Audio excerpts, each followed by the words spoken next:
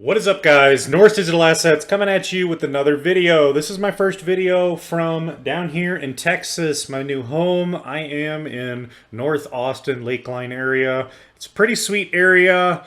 There's some views out here that are pretty crazy. Looks pretty similar to California in a lot of ways. The lakes are very blue. Very sweet place so far. Yeah, this will be the first video from down here. I think my sound quality sounds better. I used to be in a room that was kind of like a tin can box, and now I'm in a room that is drywalled with carpet. So, a little bit different. Sound might sound a little bit different, but anyways, let's dive into Bitcoin. Thank you for watching my videos. Thank you for subscribing. Thank you for the likes and the comments. Subscribe below. Let's dive into Bitcoin and check out my thesis overall and see what's going on here. We've been playing a waiting game for many months. Yes, it sucks. It sucks that it's very hard to time the market. The good thing is this channel is mostly about DCAing, which is just dollar cost averaging, buying. Definitely buying when the price drops. I am comfortable with buying at these levels where Bitcoin here is at 29,000, and if it goes to 25,000, but we're not sure that it will do that. If it were to go to 25,000, which is the 55 EMA on the weekly, to me that would be like the absolute bottom, and that'd be like an amazing entry point. But I don't know that we're going to get that. To me personally, buying some here would be great. Just buying in some and saving some cash on the side. If Bitcoin goes up, you're doing well on those positions that you purchased at this price. If it goes down to 25,000, then you still have some cash and you could throw that in. Don't know that that's going to happen. We'll look at some indicators here and see what's going on. This is Bitcoin just on the daily. We had this cross here. You never know when you get these crosses if they're going to curve back up. When they're not, once they're established and developed, yeah, they usually continue the trend for a little bit of time. This one, again, is like that. So really you want this 20 EMA to start flattening out here sometime soon, hopefully. We do have, here we have this falling wedge on the daily, which really just feels like sideways action. If we take a look and we just like actually measure out how many days this is, it's been roughly 21 days, 3 weeks. Enough to drive some people crazy, not me. I'm just going to be waiting. But 3 weeks of basically sideways and down, falling wedge. The target of this falling wedge, when you break above this, which right here, right now, this falling wedge, to break above that would be 29, like 29, basically where we're at now. We need to get above this line. I guess let's zoom in here. Let's look a little closer. So where we're at now, we had a little wick up here, a wick towards the line. The line is actually here to break above that wedge right now. Like 29.4, get above 29.4, 29.5, hold it, and break above this wedge. The target for this wedge would be the top of this wedge, which is roughly 32,000. I can drop a line in right here. Conveniently, if you look at the VPVR over here, that is where the resistance actually ends. So if you get above this falling wedge, you come up to 32, you find a little bit of support at 32. If you look here, there's not really any resistance here. All the way up to, resistance doesn't really start till like 37.5, and then you have a ton of resistance at this 39,000 range here. Okay, so getting above 32. 32 is right now one of the most important numbers that we're actually looking at, and that is because, as I said, there's not really any resistance here that would stop you from going higher. So that's what we're kind of looking at, this 32, where you have this wick here. And this falling wedge pattern has been the resistance. It's all about support and resistance, so you want to come up and find some support on 32, and you should be able to move up towards 37 easier than not. And all this is possible because if you look at the weekly here, it is in an oversold condition. It has been for a while. We've talked about that. I'll reset the chart here. The stock RSI, this thing is at 0. Let us zoom in on this. So it is at 0. It's possibly even below 0. You can see this line here just starting to flatten out right there. The blue line just getting flat.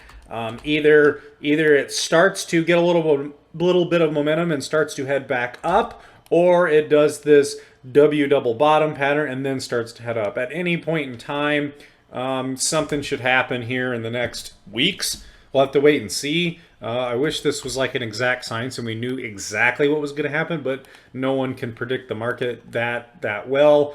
Overall, not too much has changed. If we go to, let's see, remove drawings. Let's go back to the daily real quick, and then we're going to go to my other drawing. So it looks like here on the daily stock RSI that possibly the momentum is starting to go back to the upside. We can get this M-shaped pattern or head to 100. We'll see what happens with that. It could also just start to roll back down. We will see. At any rate, the weekly stock RSI, which is definitely more important, is at 0 and looking to head back up. If we look at the DXY like we usually do, because they move inversely correlated, we want the DXY to go down.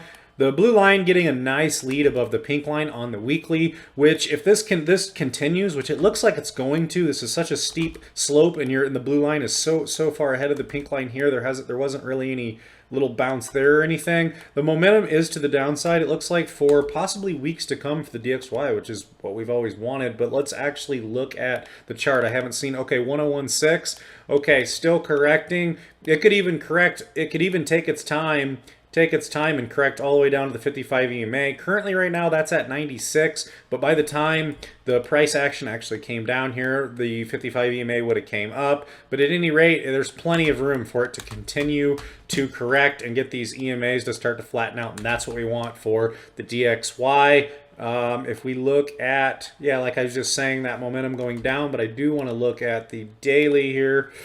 And that would be big news here. If we can get this to happen, if we can keep this correction, will the DXY bounce off the 55 EMA and head back up? Or will it find a little support and then start to roll below it, and we can get this 20 EMA to come under here? It starts, after that happens, you get that cross and it starts to hit it as resistance, which is basically what Bitcoin's been doing. We want the DXY to do that. Or does it bounce and come up and find support? This roll here on the 20 EMA, this curvature, looks somewhat promising. Well, I just have to keep waiting and watching and see. If we go to my main drawing really quick, and just for reference, guys, things I would like to be buying right now: Casper, B Pro, CKB, VeChain, all those coins we usually talk about. ADA, definitely. ADA is going to be huge in the future. XRP, definitely. All those coins, some of my favorite coins. Even if you want to buy some Ethereum and Bitcoin, all great purchases. The smaller the caps, stuff like B Pro and VeChain is more of like a home run type swing, and there's going to be way bigger ROIs when the market gets moving, but they are also riskier that they can drop lower and lower. They're just smaller projects.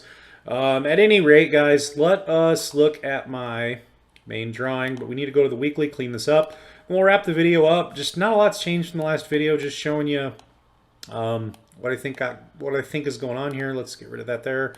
Let's go to the monthly really quick. Monthly. Every time you have rolled in the past, typically around this red 55 EMA that I have drawn in there was support, and this is on the monthly, one of the most zoomed out time frames. Even when Bitcoin was just starting out, it was down here close to this 55, and when it bear market, 55 EMA, wave 2 comes to the 55 EMA, even lower, but finds that support. And then what we're looking at right now, right in here, yeah, it's a little blurry, there's a lot going on, but we reached right to it with this wick, and we just bounced off of it here on this monthly wick. So typically, and that red line there, that 55 EMA, 25,000. We also have some other charts, log growth curve, different charts showing that we're nearer the bottom, or that we're about at the bottom. So that's where a lot of this like comes from. But that's what I meant to say earlier, this 25,000 level. But let's go to the weekly. And again, Elliott wave theory, that's what we're still looking at. We're still looking at being in this purple box with a fake out rally to the upside. And nope, one more dump, V-shaped recovery sideways, and then you go. I still believe we're going to get that wave 5. That hasn't changed. There's not a ton different to say, really. I still believe that the market's just going to be bullish and catch everyone off guard. Most people are bearish still. People say 25,000, 20,000. It has no volume. It has no momentum. It's flat right now. There's no catalyst. There's nothing going on. But typically that's how these things are going to work. And that's exactly what would have happened here when Bitcoin was coming down to $3,000 after this. So this yellow fake out rally box came up to 10,000 and then it went down to 3,000. That's a huge drop. Think about that, 10,000 down to 3,000. Well, what about up here on this kind of fake out rally came up to almost 50,000 and then it came down to this 28,000 area, 25,000 we're now. Not even close to this purple box, not even close to how deep and sharp that wave 2 was. You had the C19 sell-off here too. But at any rate, a similar, very similar pattern. Like I said before, oh look, it's wave 3. We're going to get wave 3. Wave 2's over. Look, we're going to come out of it. Nope, it was the fake out rally, liquidates people, scares people out of the market, shakes everybody out of the market, retail. If it was that easy, everybody would be a millionaire. Drops way down, comes back up, sideways, and then boom. Still plenty of time to get this wave 5. Again, like I said, Bitcoin could sit sideways in May and June, then go at this same trajectory and still October, November, still come up to these price levels. When people are calling me crazy for still saying these price levels and thinking wave 5, to me that's a bottom signal when a lot of normal people are claiming that I'm crazy and this and that. That's perfect. That's what I want. I want more people to say that because that's going to be the point of this is coming up, catch people off guard, and then people FOMO in here. They FOMO in here. They're, oh my gosh, this rally is real, and then the rally really does happen. So that's really what I'm still just waiting on. Again, the DXY looks like it's kind of rolling. DXY, let's look at that real quick, and then we'll close this video down. That's good though. That's what we've wanted on the daily here. This is kind of a pivotal point here. Does this 55 hold and it starts to come back up and flattens back out, or does it not? And we finally get that roll and we get it to cross and we get this green 20 EMA to keep coming down. At any rate, guys, this is good.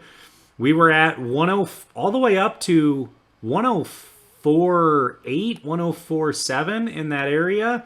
So we went from 104.7 down to 101.6. That's a big difference for the DXY. Big difference just here, and that's big. Let's see here. So just this drop, let's measure that. It's not crypto, it's DXY. 3%, that's pretty large so far. See if it continues to correct. I think it will. I think it'll correct more and then end up flattening out. Again, look at this. Weekly stock RSI pointed aggressively down. Hopefully it's going to come down here and kind of stay down here for a little bit of time. But the momentum weeks ahead for the DXY should be flat sideways or down. So we'll see if that plays out. I hope it does with this momentum indicator. I mean, usually when you get that, you're going to get that. You're going to get that. You're going to go to zero. Almost always, you're going to go down to zero. So anyways, guys, that's it for this video. I don't have much else to say right now. I'll come out with some more videos definitely this week. Happy Memorial Weekend. Tomorrow's Monday. I'll probably start putting some stuff out starting Tuesday. Put some stuff out this week. Just got settled into my new place down here. So it's going well. Anyways, guys, thank you for watching. Thank you for subscribing. Thank you for the comments. Smash up the like button. And we'll see you in the next video, guys. Stay strong out there. And let's hodl long term and let's make some money this year. Let's just give it a second. It sucks that we're waiting so long for another run, but it is what it is. And we're going to try our best to use the fibs, to look at all these different targets, to use the stock RSI, these momentum indicators, to take profits, to not get overly greedy and end up with no profits. Take profits, look at these bull run targets, look as Bitcoin heads towards 100,000, look towards as altcoins follow it and they become explosive. So that's our plan. That's our goal. We're going to be using all kinds of different indicators, but definitely the fibs to try to find the tops of some of these, and the stock RSIs and the RSIs to try to find near the tops of some of these. Take profits. If they run higher after we take profits, that's fine. That happens. Anyways, guys, thanks for watching, and we'll see you in the next video. See ya.